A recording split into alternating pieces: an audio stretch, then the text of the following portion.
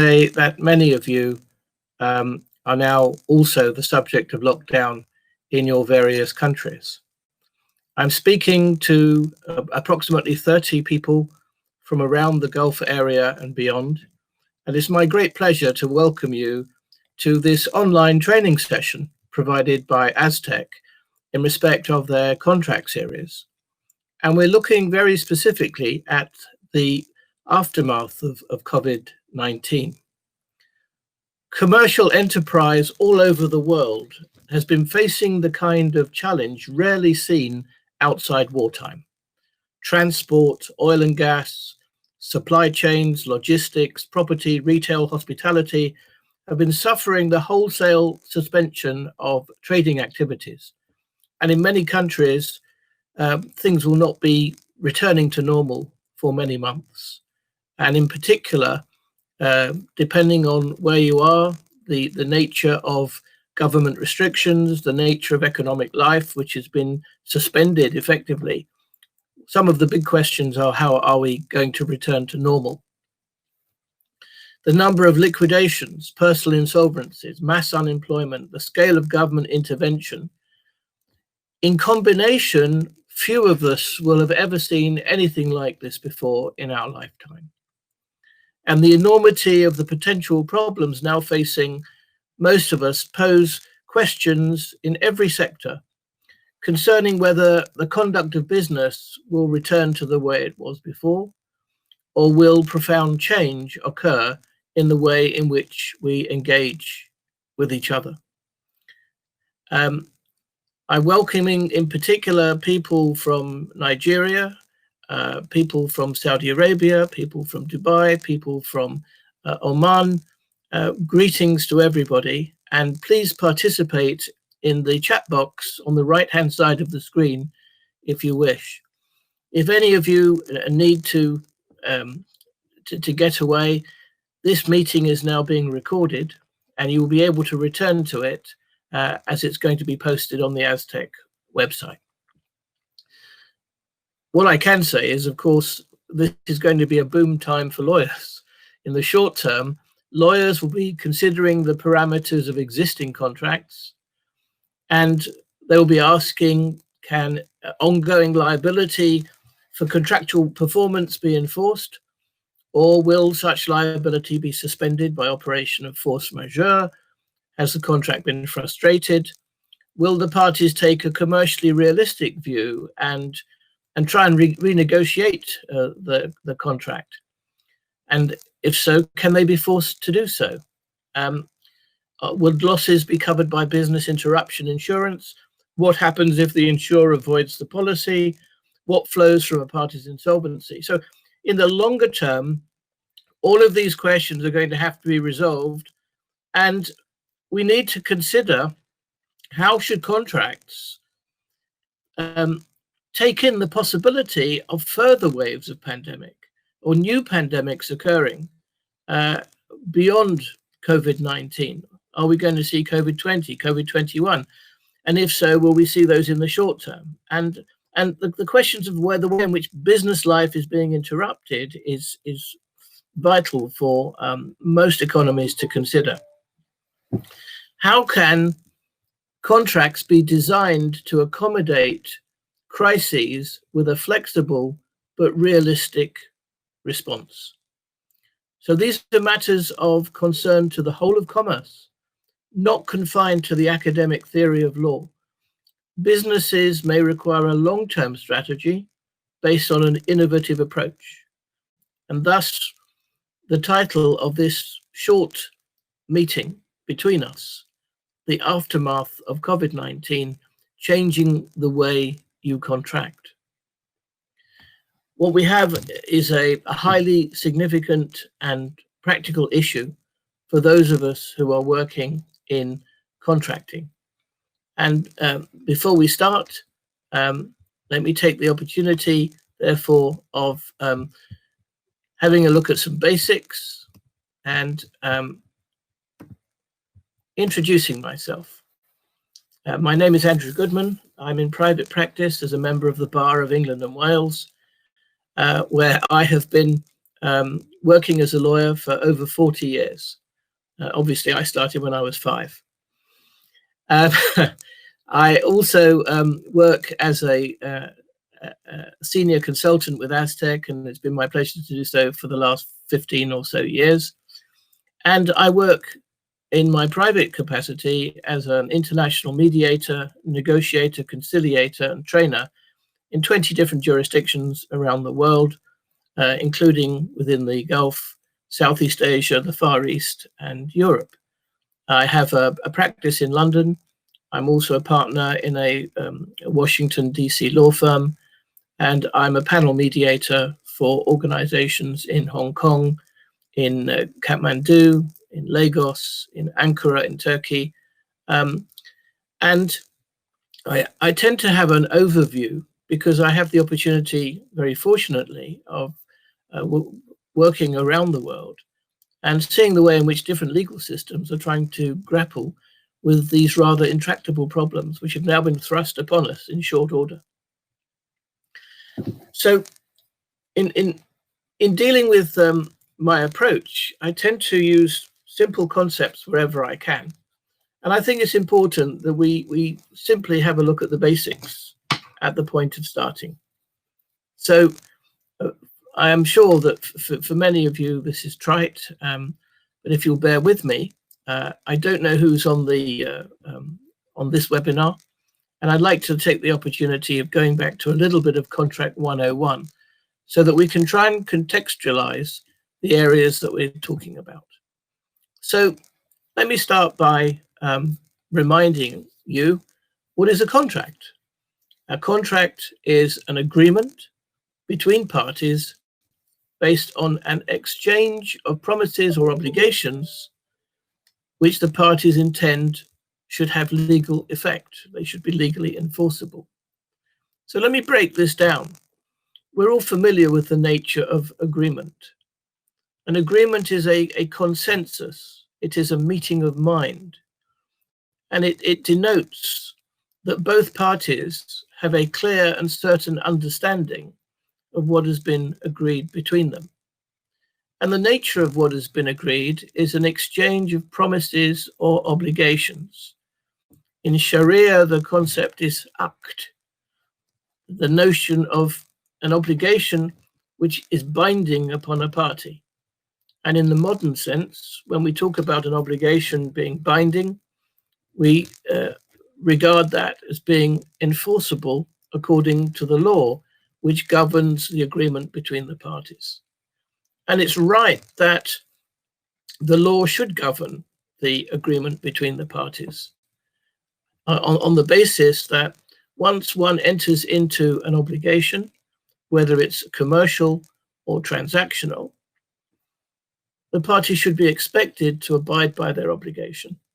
And there should be a mechanism to enforce that obligation if the party is in default.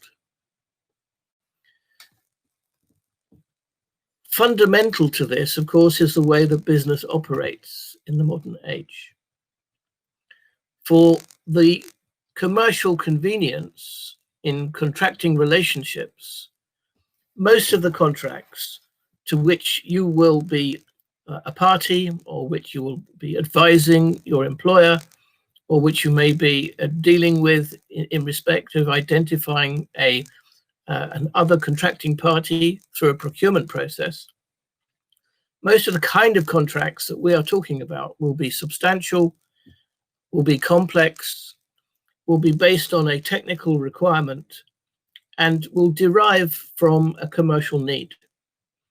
Normally, we are looking at significant documents which may be of substantial length, running from some few pages to perhaps many hundreds of pages by the time we incorporate schedules of appendices, and the appendices, of course, which will set out the special terms and conditions, which will include an indication of the duration, the payment schedule, the scope of work, specifications or materials, and the timetable or program involved.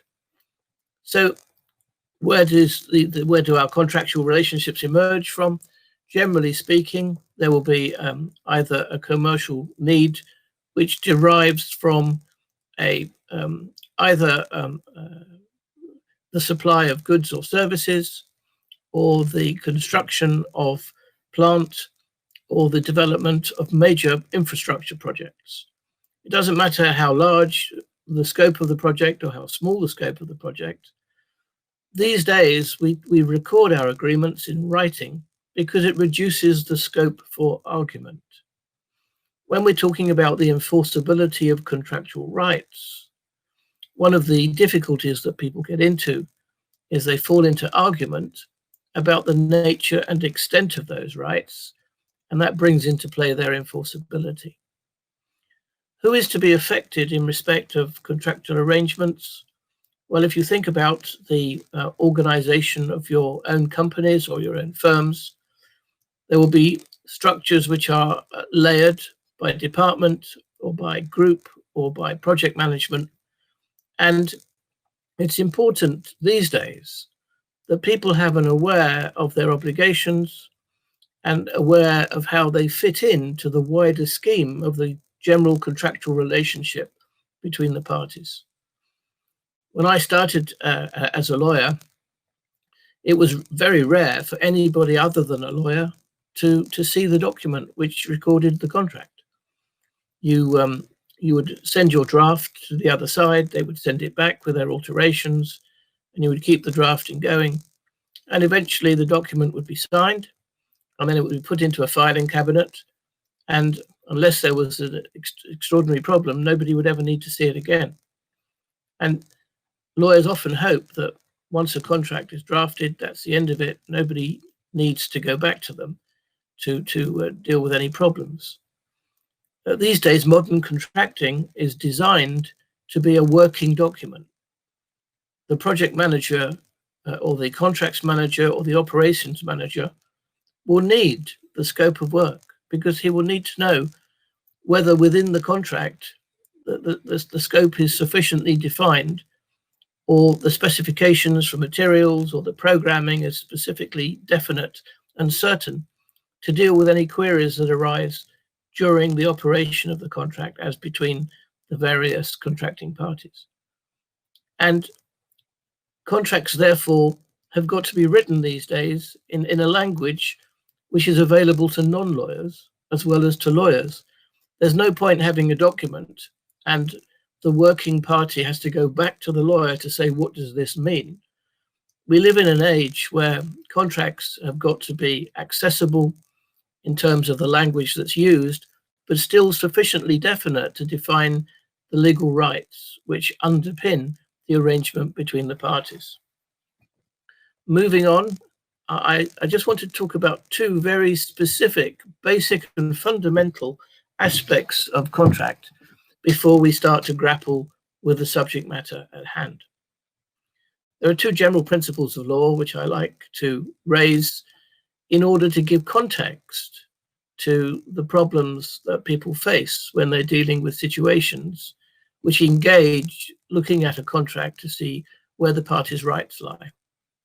The first principle is known as freedom of contract. And this is a general principle of law, and it doesn't matter by and large whether you're operating under a civil code or whether you're operating under a common law system. Parties to a contract are free to agree for themselves what primary obligations they will accept. So people tend to take this in shorthand to say people have the freedom to contract. They are free to decide what will and what will not go into the contract. But of course, in many places, you have to qualify this as a concept. So for example, I cannot contract with somebody to do something unlawful. I can't hire you to be the getaway driver of my bank robbery. And if I come out of the bank holding the cash and you're not there because you've driven away too early, I can't sue you for breach of contract.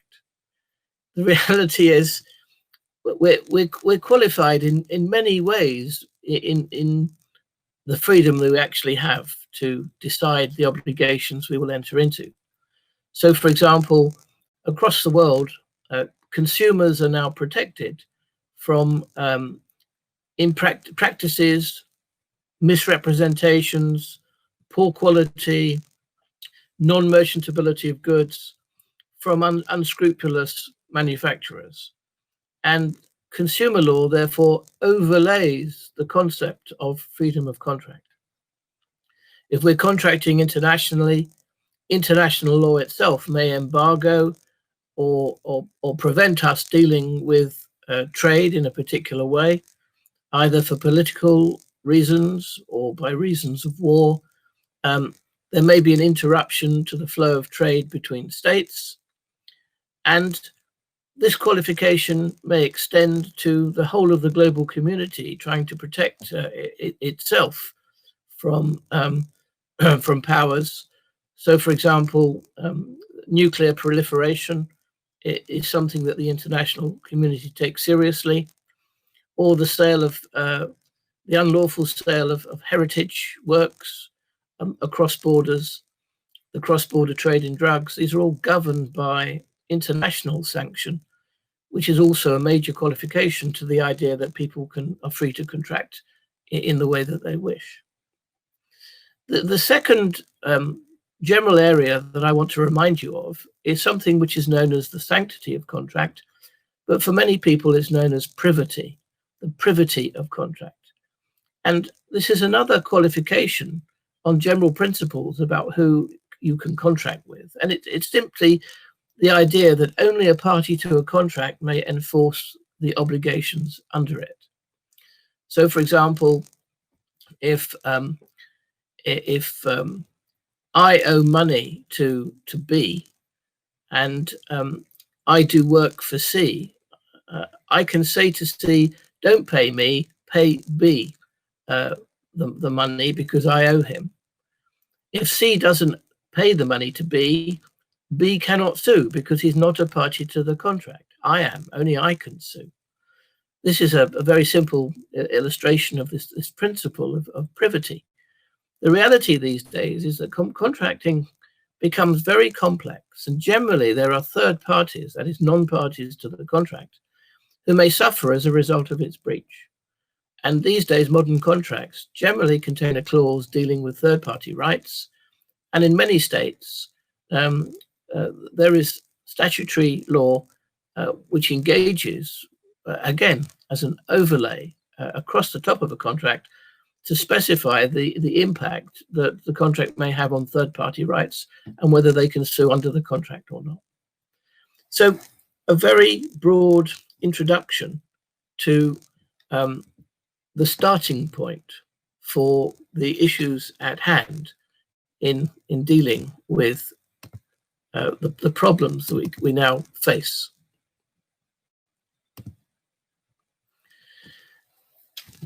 I speak to you at a time which will in fact be a snapshot. I cannot tell you whether the material that we're discussing is going to have relevance next week or next month or next year. I introduced this session by welcoming you to a time when for pretty much 3 months, economic activity in many countries has been materially affected if it hasn't ceased altogether. We know that there has been a small boom in online transport of goods and online service delivery. And we know that e-commerce has had a major push because of the way that people under lockdown have reacted to the need to get their food, to get their supplies, simply to keep life going as much as is ordinarily possible. But we know that logistics has been substantially reduced. International logistics has been substantially reduced. Air travel has been virtually non-existent over the course of those 3 months. And we have seen the world change. And the way in which we have seen the world change has presented the most extraordinary business challenges introduced by this pandemic.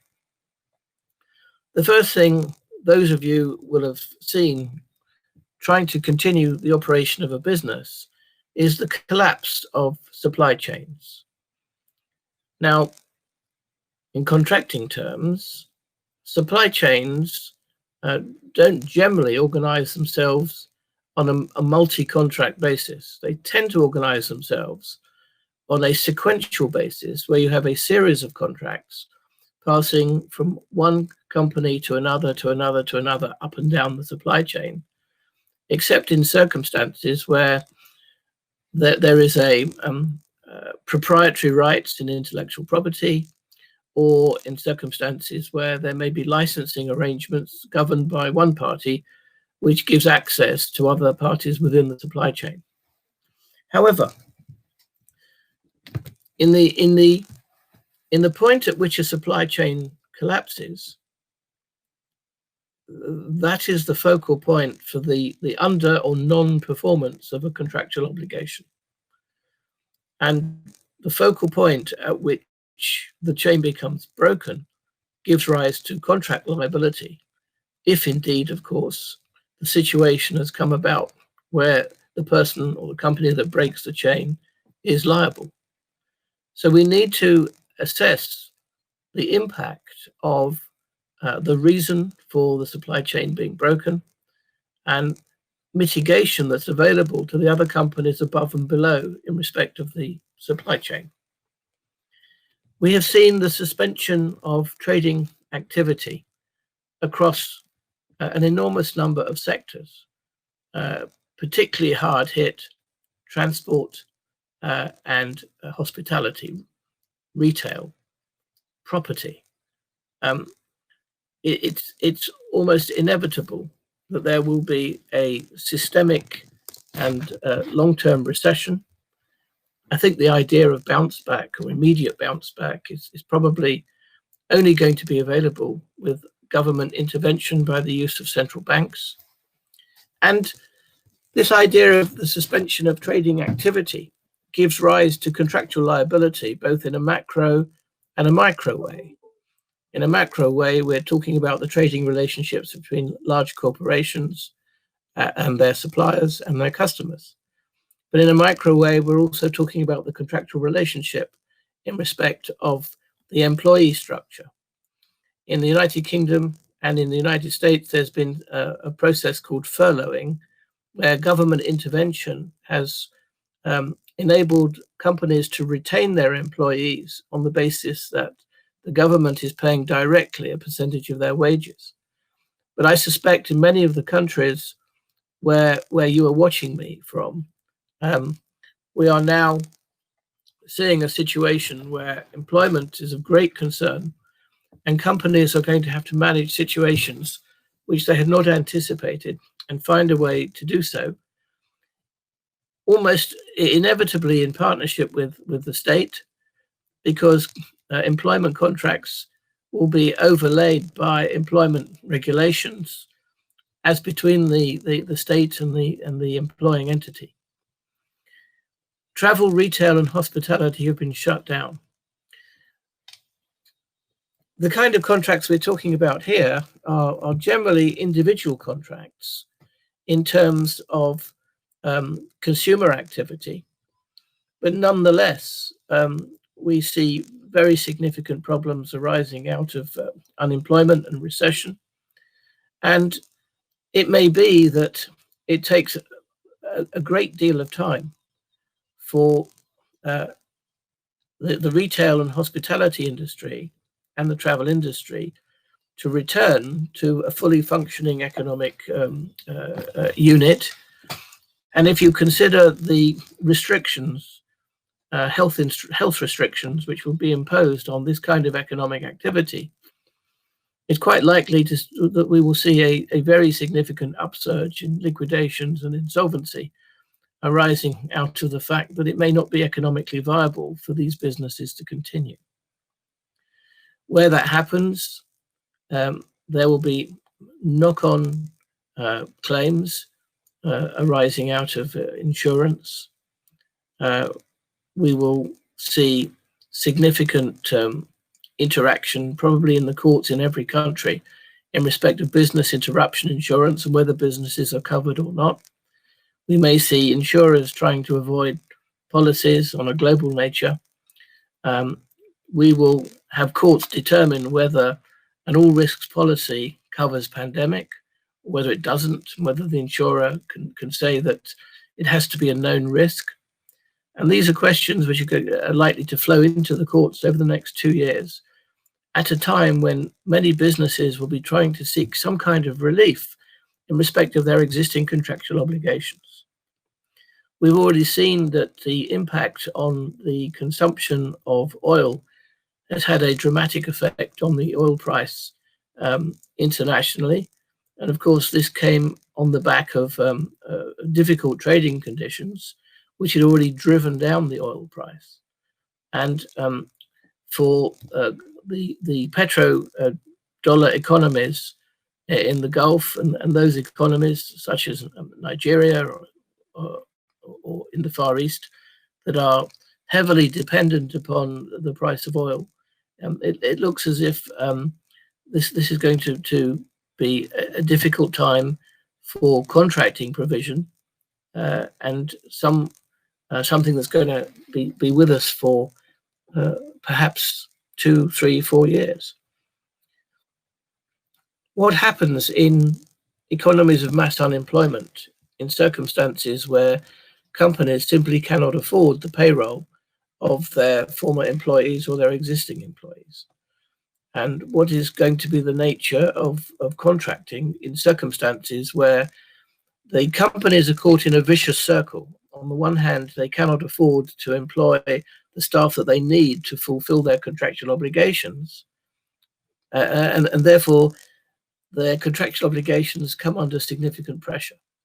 These are extremely difficult questions, and again, they will tax the minds of economists, politicians, and lawyers, I think, for quite a long time to come.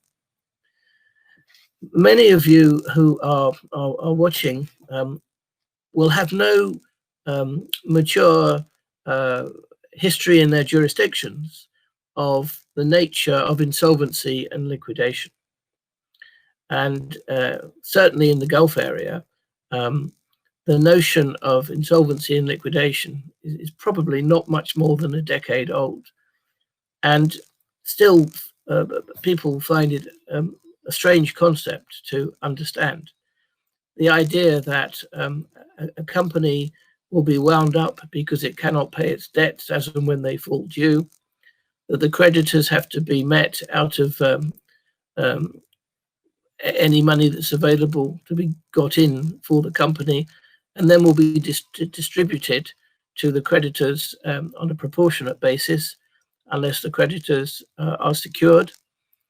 And the company ceases to trade with the loss of that commercial activity. But the nature of that commercial activity can be reborn afterwards when new companies emerge, which can take over the intellectual and physical property of the existing company. What happens to the contracts that were reneged upon? Can they be transferred to new entities? Were the obligations under the contracts completely terminated? These are questions that we will have a look at, and we'll have a look at very shortly. We have seen government intervention over this period on a scale which we haven't seen since the planned economies of the communist era. Intervention by government is really the only short-term solution to the difficulties that most economies are facing. And the intervention by government doesn't normally come without strings attached. Normally, government will take an interest, perhaps a secured interest, in companies or industries or sectors that are bailed out, in circumstances where the companies in the private sector might not otherwise have welcomed sharing their profits, or indeed sharing their philosophy with some degree of government intervention. But more than that, we've seen central bank intervention. Central bank intervention in across Europe, in the United Kingdom, in the United States. And central bank intervention is at its heart an economic lever, which generally tends to cause inflation. The one saving grace about this pandemic, the time that it's hit, is it has come at a time when global interest rates were extremely low. If global interest rates had been as they were even 20 years ago, the economy of the world would have been damaged almost irreparably, because banks would have failed all over the world. Here, we have the great advantage of interest rates being so low that businesses will be able to borrow to survive. Governments will be able to borrow to survive. And what we're going to see much more of is an integration of local, national, and global economies. Probably less diversification, ultimately more interconnectivity in the way the economies are presenting. So these are the business challenges of COVID, which are going to have an impact in contracts as we know it. But let me move on. Sorry.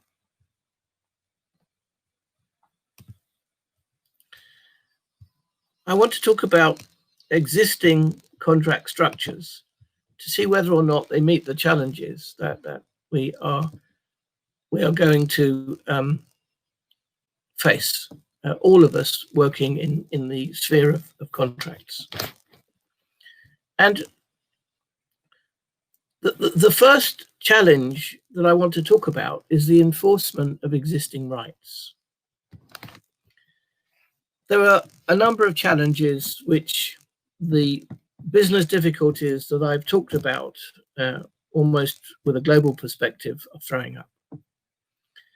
And therefore, one of the early questions that we ask ourselves is, in terms of existing contract structures, do they meet these challenges?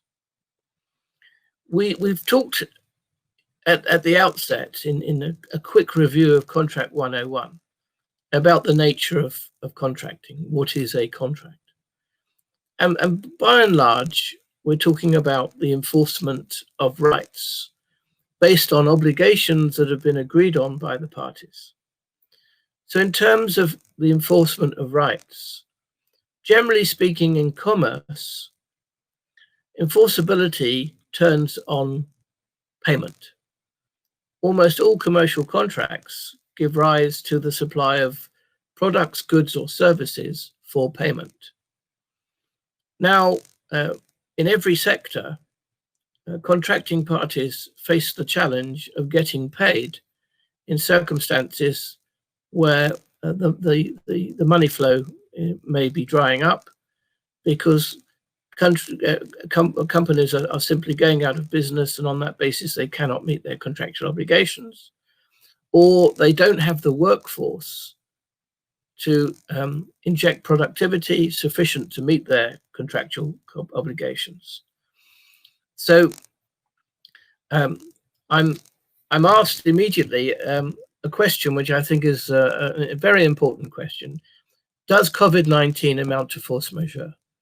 I'm going to come on to that almost immediately, because force majeure is at the heart of the way many contracting parties may seek to avoid payment.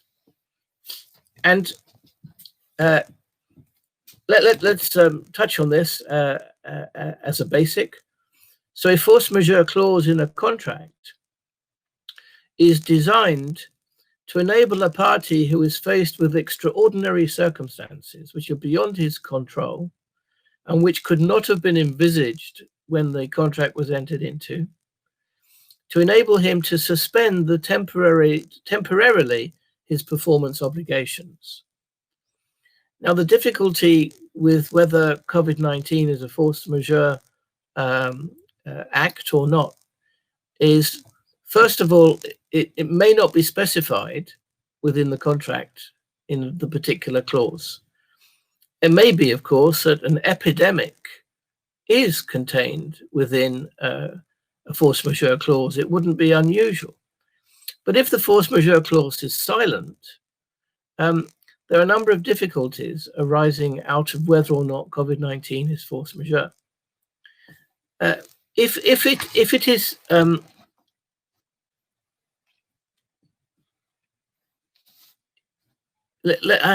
I pause because I'm trying to look at this from both perspectives. One perspective is, am I going to get paid? But of course, the other perspective is the opposite. Do I have to pay? Can I avoid payment if I know that I'm not going to get the goods that I have ordered? Or if I'm not going to have the work undertaken because the workforce is on lockdown? So if you do have a force majeure contract, force majeure clause in your contract, which typically excuses a party seeking to rely on it from performing a contract obligation, then you have to identify COVID-19 as a force beyond the reasonable control of the party concerned. Now, that's not, in my view, difficult. The excuse is normally temporary rather than permanent. It is possible that a force majeure clause in the contract may enable you to avoid an obligation. Or, of course, it may enable the other party to avoid the obligation. The wording is important because the wording lists the examples that fall within the scope of the clause. Contagion or epidemic, I think, is probably wide enough to cover the pandemic, irrespective of whether a COVID is named or not. One of the issues is, could this be covered under act of God? Now, act of God is normally not defined in any contract, and in many legal systems, act of God isn't defined either. But in 2003, in an English case in the House of Lords, so our most senior court at the time, it was defined as an act which involves no human agency, is not realistically possible to guard against, is due exclusively and directly to natural causes, and could not be prevented against with any amount of foresight, plans, or care. It's also possible that the clause will refer to government actions, which would refer to the wholesale closures of cities or countries, and it therefore is promising, but the party seeking to rely on the clause to avoid its obligations will likely have to show that its non-performance or default was caused by the force majeure event and not an act or omission by that own party. That the force majeure event has made it legally or physically impossible to perform its obligations, and that there were no reasonable steps that could have been taken to avoid or mitigate the consequences. But it also means that the party calling force majeure is ready, willing, and able to perform its own contractual obligations. Now, one of the difficulties for at least one side of the contract is that normally force majeure does not affect a company's obligation to pay. If the contractual obligation is to make payment, force majeure normally doesn't bite unless the whole of the monetary system has broken down. And at the beginning of the lockdown in this jurisdiction, people were urged to pay their debts, even if they knew they weren't going to get the services that were going to be provided. Later on, within a couple of weeks, it emerged that people were taking a slightly more realistic approach, and people were effectively saying, I'm not prepared to pay for services that I know that I'm not going to get. And that may lead to claims, legal claims in the future.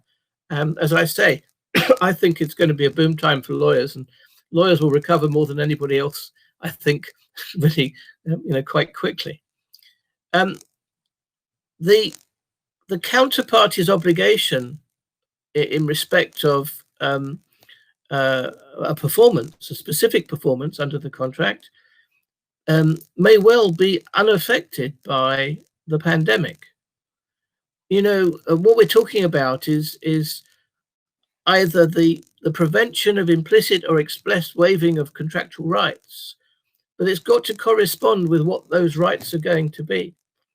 And in certain circumstances, you're going to have to say in future, and here we come to the first change in our contracting, you may have to put pandemic or even a COVID type pandemic expressly into your force majeure clause. Now, moving on, if there is no force majeure clause, or if the performance of the contractual obligation is not being suspended temporarily, but in reality cannot be performed, then there may still be a remedy available under the legal doctrine, which is called frustration. In America, it's known as the doctrine of impossibility or the doctrine of frustration of purpose. Now, this operates as a bar for resisting the original obligation. So the original obligation isn't suspended, it's terminated. Now, we know from most legal systems, including Sharia, the starting point is that courts always will hold a party to their bargain if possible. And even if there is a different way for the parties to perform their contract, even if it's more expensive or more difficult than the original expected method of performance, a court will still seek to enforce that form of performance. It requires probably the physical impossibility of performance for frustration to take effect. It may be, however, that the parties will agree between themselves that the impact of COVID has been so great that the parties are entitled to treat the contract as if it has been frustrated. I think I've just covered the question of act of God. If there is no force majeure clause, can the pandemic be treated as an act of God? I think the answer is if the same conditions apply that I referred to before, that a party would have to show if there were an act of God a label within the force majeure clause. I think parties have to be pragmatic and realistic. And I want to come on to that as really one of the means by which we're going to identify changes in contracting in the future. You see, whether it's open to claim that the effects of COVID amount to a frustration event successfully to avoid contractual obligations will be specific to the contract and the facts of each case. It's the same with force majeure. Force majeure attaches to the facts of each case. And I think the parties really need to take a realistic view about this, a pragmatic approach to whether or not the contract is going to be completed. And if it cannot be completed, can you renegotiate the terms, or are you going to abandon the contract and start again? These are really pragmatic questions that the parties have to think about. And if future performance is either impossible, or it's illegal, or it's so fundamentally different to what the parties originally envisaged, then there must be reasonable grounds for claiming frustration, irrespective of whether there is an act of God clause as part of force majeure, or whether there is no force majeure clause at all. What you're looking for now is something of immediate assistance. And if you found that you're in a position where it's impossible for you to move forward in the way that the parties originally envisaged, it's worth taking immediate steps to attempt to mitigate your loss by renegotiating with the other party what is a sensible commercial solution. Think about, are there supposed to be ongoing commercial relations between you? If there is going to be a future commercial relationship, you have got to identify shared interests so that the way you move forward is the best solution. It may be deferred performance is the option available. That can be the physical deferment of obligations under the contract, reprogramming, rescheduling, changing the scope by reducing it, deferring payment over a period, which makes it possible for the buying party to pay according to the performance he gets, or by the same token, enabling the performing party to meet its obligations when it's under economic pressure by the buying party, if it has confidence in the performing party, to actually extend payment by making tranches of payment earlier. Now, I'm asked by Namadi, in a situation where the contract has been placed before the pandemic and there's difficulty in meeting up with the early bargain, how is this going to be treated so that both parties will not be negatively impacted? I think the short answer is that we know that this situation will happen to tens of thousands of contracts worldwide. And whilst it's important to be aware of your contractual rights and your obligations and to act quickly, the most important thing to do is to engage with the party on the other side to try and identify the realities of the situation, because that is the best way to address the short-term problem. Where we have contracts in an age where there will be a residual impact of pandemic, or where it's going to be a cause of continuing concern, you've got to review all your key contracts. You've got to effectively undertake a review of your basic standard form contracts to see whether contracting in the way that you have now is going to be feasible in the future. So in particular, you need to look at things like the securitization of your contract performance. Look at insurance provision. Is the insurance going to be sufficient? Are you going to have to devise insurance provision which enables you to have confidence that the insurer is not going to try and avoid liability? Indemnity provisions. Are you seeking indemnities which are realistic? Are you seeking guarantees which are realistic? We can see across the world that even very large corporations are going to be in significant difficulty. And if they are guaranteeing the obligations of their subsidiaries, that guarantee may be of little value. I'm asked by Dr. Olabi in Nigeria, we know that frustration is claimed where there is no express clause of force majeure. How much can frustration be claimed in the case of COVID-19? A good legal answer, it depends. It depends on the factual circumstances and the contractual matrix attaching to your particular case. What you're trying to do, of course, is to mitigate the position that you're in. But remember, frustration is a nuclear option. Frustration voids the contract. The loss then lies where it falls, by and large. Although in most jurisdictions, there will be a statutory or legislation available which tells commercial enterprise what happens when frustration occurs.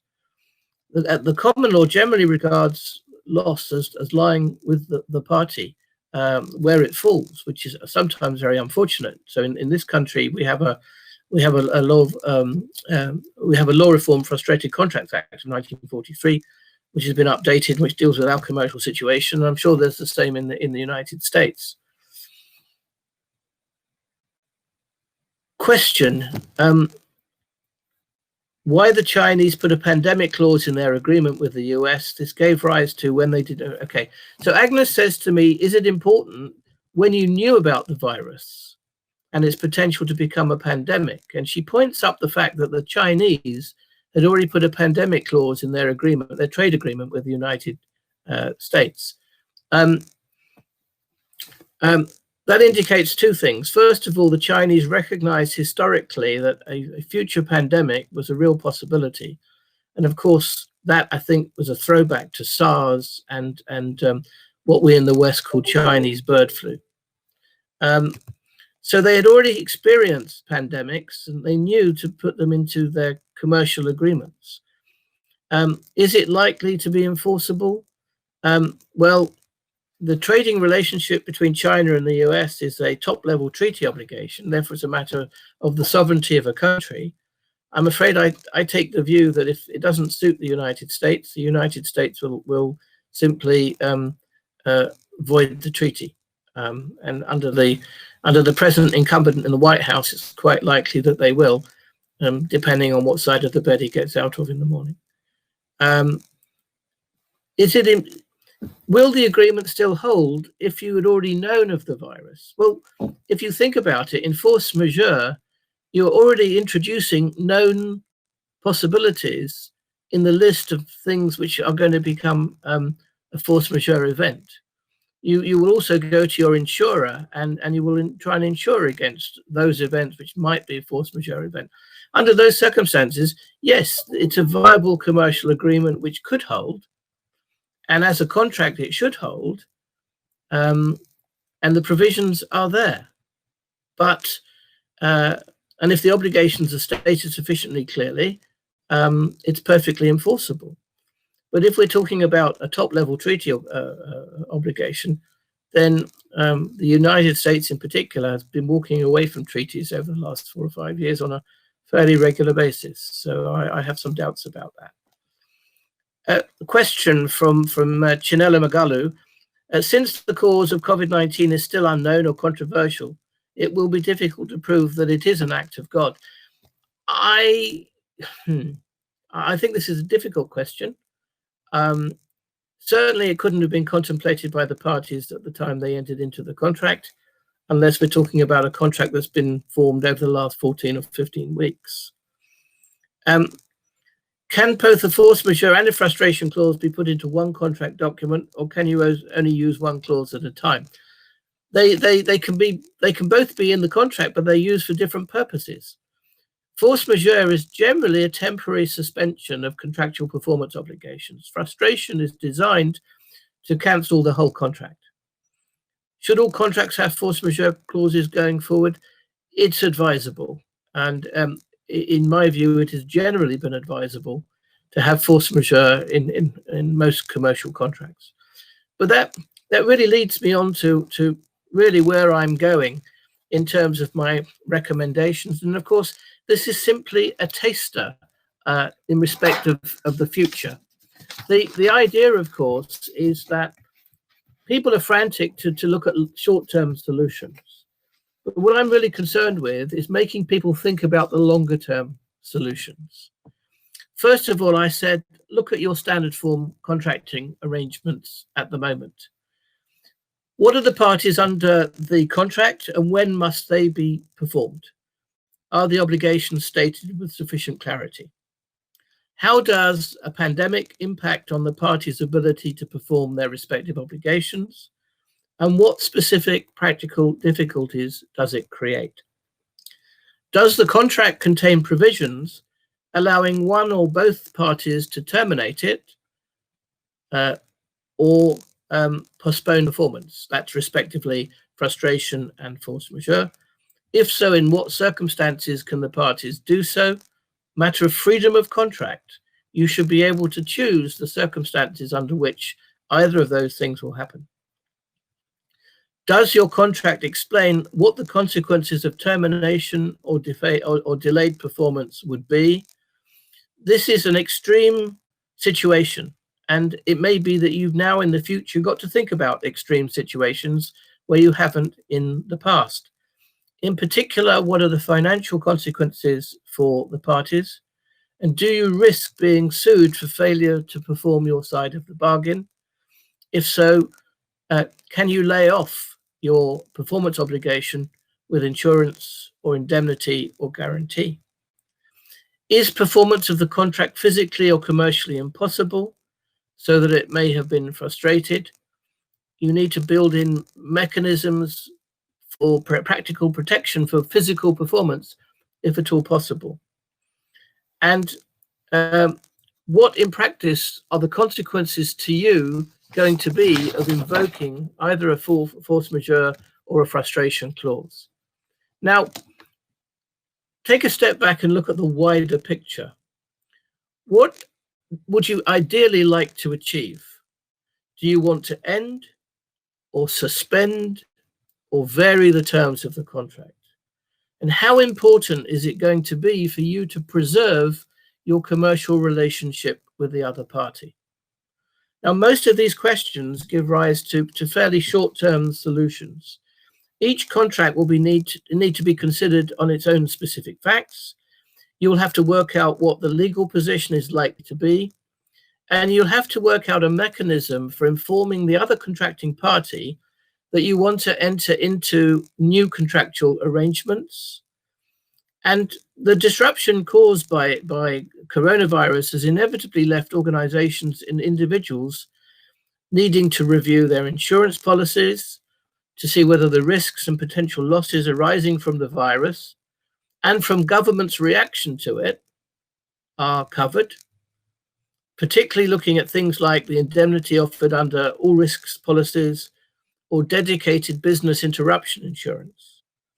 You will probably need to take specialist advice about insurance, perhaps from a chartered loss adjuster, to understand whether and how insurance policies are going to help with not just the current situation, but the future.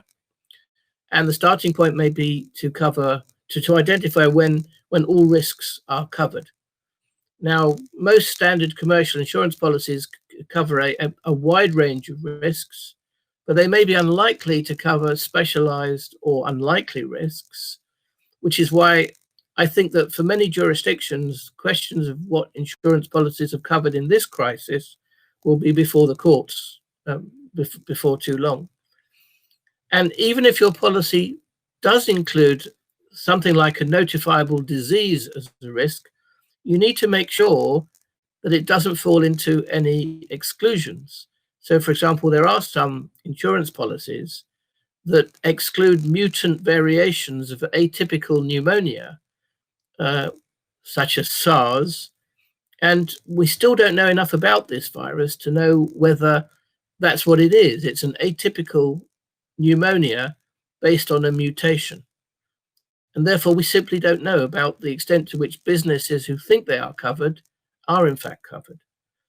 Every insurance policy that you take out will need to be considered on its own terms and specific facts relevant to a possible claim. And therefore, understanding rights may not be easy, which is why I suggest you need a specialist advice. And the scope of nature of business interruption insurance, generally speaking, ought to cover the loss of directors or key personnel or trustees of businesses governed by that way. And you're going to navigate the risks that you may face both as organizations and personally, bearing in mind that this disease is such that you may lose staff, unfortunately, in key positions.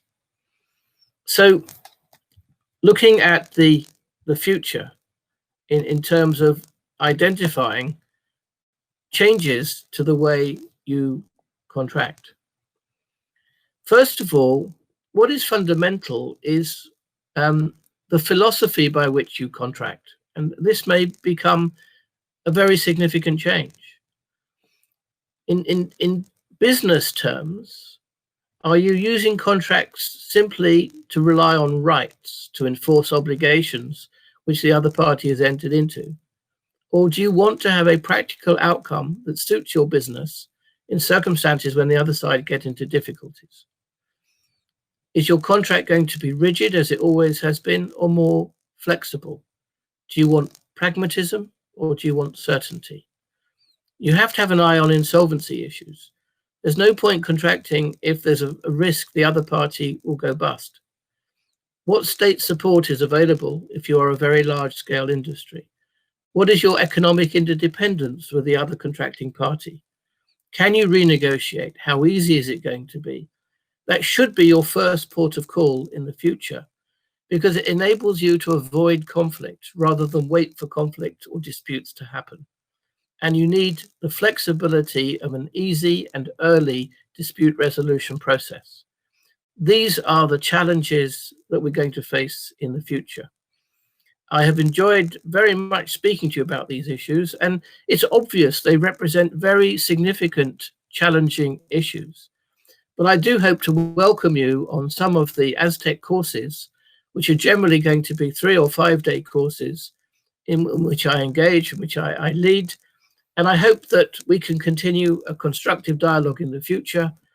I wish you and your families a safe and well future. Please stay safe.